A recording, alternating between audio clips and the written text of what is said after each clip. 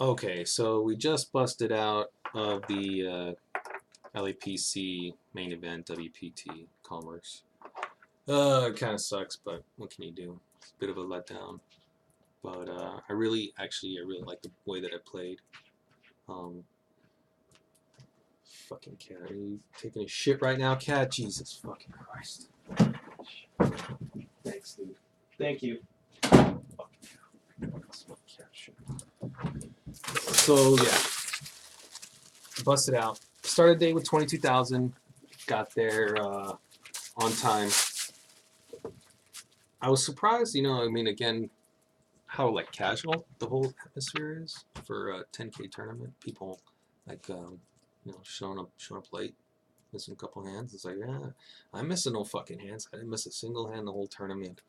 I would have pissed in my pants before I got up to use the restroom or anything. Whatever. There's no missing no fucking hands for me in a 10K tournament. Not even in like a $100 tournament. I don't like missing hands. It's just stupid. Anyway, so at my starting table, there was Anthony Zeno to my left, the WPT Player of the Year. He won a few tournaments. He won a few tournaments a while back, a few WPTs. Played tight. My first table didn't get anything. Got moved right away. I think the table broke like 30 minutes in or something. And then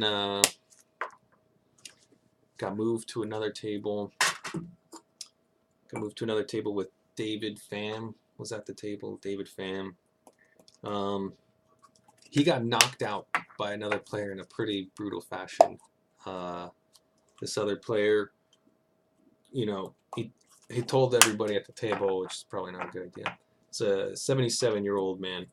He won his seat in the drawing, like me, but he was a 2-4 limit player, like basically the lowest limits, and he played like a 2-4 limit player. Let me tell you, David Pham, he busted David Pham calling an all-in with a gut shot, and then rivers it.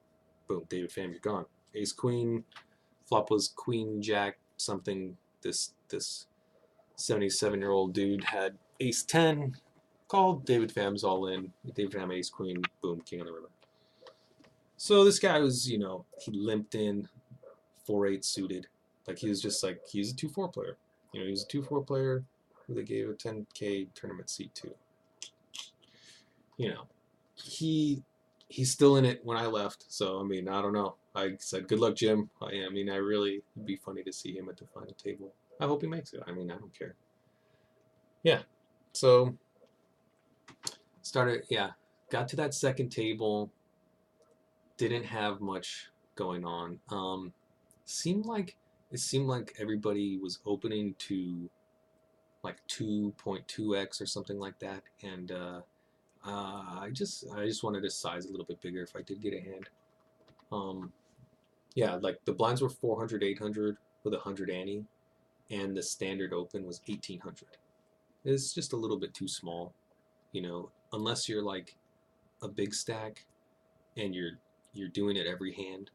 It doesn't make sense in my mind to be opening that small with like a hand like ace king or nines or something. Like if you have aces, sure, get the action, but I had pocket tens at this table, and I decided to open to 2600 instead of the standard 1800 because I really don't want action. Not like I don't want to see a flop, and then for 1,000 more you get to call. Like if you want to see a flop, you could pay a little bit more. Nobody calls unless you get there. The very next hand, I get ace king offsuit. I make it 2400. Blinds are still 4 and 8, and the big blind calls. Big blind calls. The flop is 10-9-5, all different suits, and I remember thinking this player checks to me. The big blind checks, and I remember thinking I've got like 16K, like I need to c-bet here, and not like a standard c-bet like the same amount. I need to go 50% bigger. So I made it 3,600 c-bet, and he folds after thinking for a little bit. So I feel like the extra little bit, might have made the difference in a fold or not. I don't know, but it felt good to win that hand. You know, it's like, oh yes, you know, I got it through. I kind of, you know, it would have sucked to lose that hand. So I after that hand, I basically just sit there waiting for cards, waiting. I play a very patient, disciplined game, and basically like very ABC poker. You know what I mean? Even more tighter than you guys even think is right. You guys don't know. Like I'm telling you right now, I see all these poker players at the table. Like, what are you doing? Like, opening pocket fives under the gun. There's like no fucking stack size. There's never. That's stupid. It's just fucking stupid. You need to be so deep to be opening that hand, and in a tournament, you should just. The situation never comes up for that smart. Under the gun, you know. If I was really deep, even I would just want to limp. I wouldn't want to blow up the pot with a pair that's going to get set over setted. You know, it's not going to set over set. It's going to be the bottom one, and you're going to be fucked. You know. So even really deep, I don't like that hand under the gun. It's a fold, just so you guys know. You fold small pocket pairs under the gun in a tournament. But I saw this player who's like, her name was Maria. She had written a book. She won the PCA something, and she like wrote a book about it, or she was writing a book as it was happening, something like that. But I mean, it's like, so she's supposed to be a good player. But then, you know, she does that, so yeah, I wouldn't open her pocket fives. Anyway, so I sit there for a long ass time. I go from like 20K down to right around 12 when I get this hand happens. A real active player at the table makes it 2,200. Blinds are 500, 1,000, 100 annual. He makes it 2,200 in an early position, and he makes it 2,200, and there's two callers. I look down, I have pocket threes in the big blind. It's 1,200 more, and I've got about 11, 12,000 or so. So I decide to call. I'm getting about the right odds to hit a set. I don't want to shove, you know what I mean? It's just like, I just want to see a three on the flop and fucking, you know, make my life easy. I call, and I'm looking over at the small blind, Jim, the 77-year-old, who's first to act when the flop comes out. But in the corner of my eye, I see like 3 baby cards. So I'm like, I'm pretty sure there's a 3 out there, you know? Jim checks. Now I look at the flop. 2, 4, 5. No 3. Fuck. But still, like, the next best thing to flopping a 3 is flopping 2, 4, 5 with pocket threes. That's literally the next best flop to flopping a set. It's 2, 4, 5. There's about 10K out there. I've got about 10K. I have a pair, pocket pair. I'm open-ended. Seems pretty obvious to me. I just have to shove here and cross my fucking fingers, which I do. Not cross my fingers, but I shove. And the original razor folds, so we should get it through, right? The next guy, he starts thinking about it for a while, and he was a tight player. So, like, I'm thinking he's got 6s or 7s in my mind. So I'm like, shit, fold, fuck you, fold, fuck you, fold, fuck you. That's what I'm thinking. And, like, I start, like, shaking my hand like this at the table a little bit, hoping that he'll see that and think that I have a big hand. I'm not nervous enough to, you know, my hands to actually shake. You know, I'm fucking nerves of steel here. Fucking ice water in my veins. But he doesn't know that. So I'm, you know, like, I have a big hand. Hopefully, you know, maybe that worked, maybe not, whatever. He thinks about it for a while and he does fold. You know, maybe the shaking hands got him a fold, maybe not, I don't know. We won that hand. So now we've got like 20K again. We've got like 20K again. Levels are 90 minutes also, you know, and the blinds are going up small. It's going from like 400, 800 to like 500, 1,000 to like 612. You know what I mean? So like in 3 hours, the blinds are going up 50%. So there's a lot of play, a lot of room to just like be patient, which is what I do. I mean, fuck, I literally could be the tightest player at the table most of the time. I literally am, and I have a face that gets called. You know what I mean? I don't look like I have it in me to play tight, right? Do I look like a tight player? Just based on looks? No. So yeah, I'm playing tight. Go down from like 20K all the way down to Oh yeah, let me say one hand I had in here, which I think is important. I think it's really important. I had ace jack offsuit from like an early middle position, and I had like 16K in chips. Blinds are 500 and 1,000. Got like 16K in chips, and I looked down at ace jack offsuit early middle position, and I almost shove.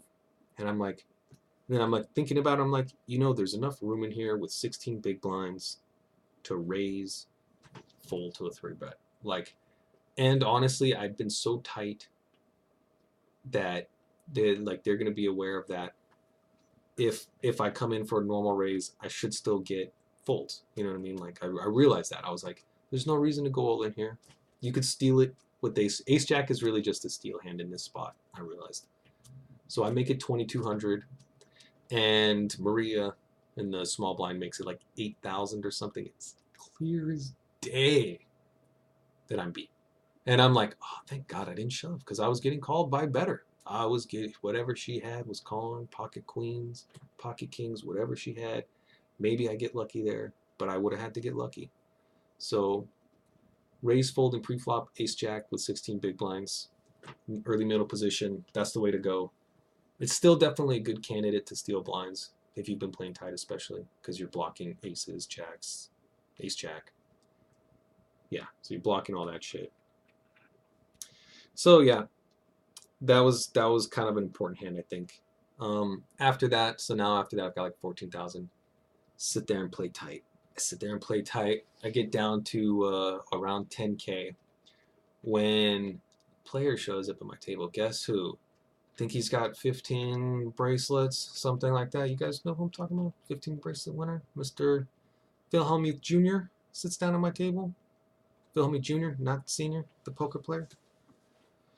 So, yeah, Phil Hellmuth's at my table. That's pretty cool, right? That's a cool story.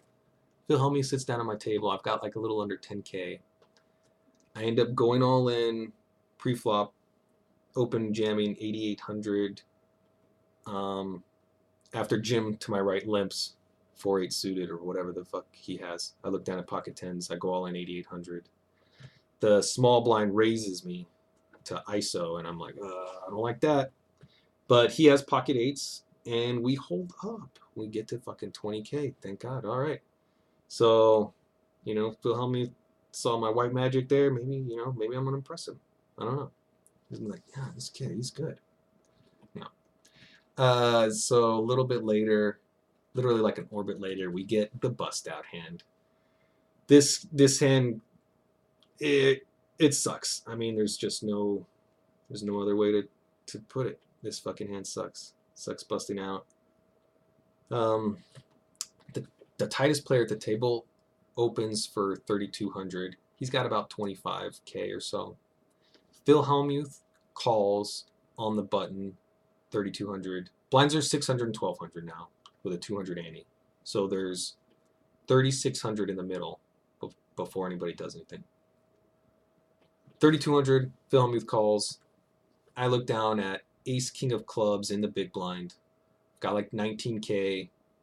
It's like the easiest shove ever. So yeah, that's what I do. I shove. I go all in 19K. The original raiser, he reshoves for like 25K or whatever. Phil Hellmuth shows pocket eights and folds. The other guy has ace queen, offsuit. We have ace king suited, queen, 8, whatever on the flop, and that's all she wrote. That's the end of my fucking tournament. So would have had about a 45K chip stack. Would have been nice. I mean, what can you do though? I think I played really well today. I feel really good about the way I played. Like I feel like if I could somehow get back into one of these tournaments, make enough money to play in one, I'd have a shot at least. Like I think I'm better than the field. Maybe a few people might play better than me, but realistically, I love the way I played. I can't, looking back, I don't think I made a mistake today or yesterday. Not like a significant like strategical error, So yeah, I feel good about it. Busted out day 2. What can you do? You know, we got into this thing for free with a free fucking ticket that they drew out of a hat. So, I mean, can't complain. Definitely not gonna complain about fucking busting out.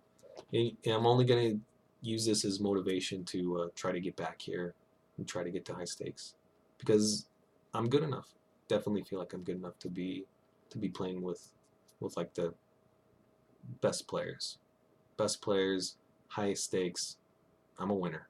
So we'll be back at it. Thanks for watching, guys. All right. Good luck.